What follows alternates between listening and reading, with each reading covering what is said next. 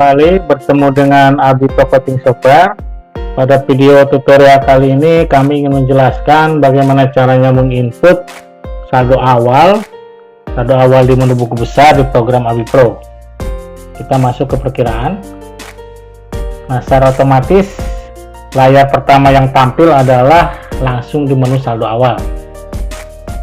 Nah, saldo awal itu sendiri sebetulnya akan terbentuk ketika kita melakukan proses akhir tahun atau closing.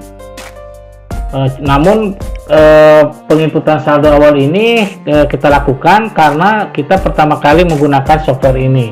Jadi untuk tahun-tahun selanjutnya ketika software ini sudah digunakan, maka saldo awal ini terbentuk secara otomatis ketika kita melakukan proses closing. Nah, jadi langkah pertama seperti biasa kita klik tambah. Kemudian kita pilih kode akun yang ada saldo awalnya, misalnya kas. Nah, kita input kas, kita panggil kode akun kasnya, kita isi di sini kas kita, misalnya ada uang 10 juta, kita ketik seperti ini, kita klik simpan, kemudian kita klik tambah lagi, misalnya kita panggil kode akun bank, kita pilih kode akun bank, misalnya ada 20 juta, misalnya di sini kita input seperti ini, kita simpan. Nah, untuk penginputan saldo awal untuk menu pasipa atau akumulasi itu di program Abi Pro harus diawali dengan tanda minus atau tanda strip. Nah, jadi misalnya kita pilih di sini ada akun hutang, misalnya hutang dagang. Nah, kita pilih misalnya kita ketik angka 25 juta misalnya seperti ini. Nah, kita simpan. Nah, untuk melihat apakah saldo awal yang sudah kita input ini balas atau tidak, kita tinggal masuk ke menu cetak di sini. Kita lihat di layar. Nah, maka di sini terlihat jelas bahwa saldo awal kita tidak balance. Kenapa? Karena jumlah laporannya ada selisih 5 juta. Harusnya ketika saldo awal ini sudah balance, jumlah laporannya itu harus 0. Maka kita harus cek satu persatu setiap akunnya.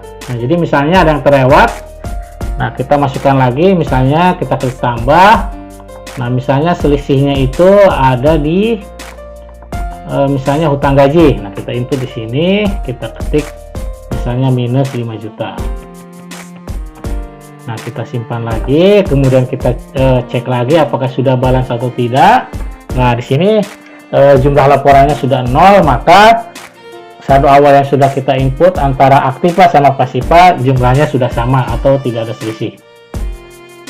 Nah, apabila kita mau mengedit saldo awal yang salah atau mau menambahkan, kita tinggal klik tambah, atau ketika kita mau ngedit ya kita tinggal klik edit. Misalnya ternyata hutang gajinya itu bukan 5 juta, misalnya 6 juta. Kita klik di sini.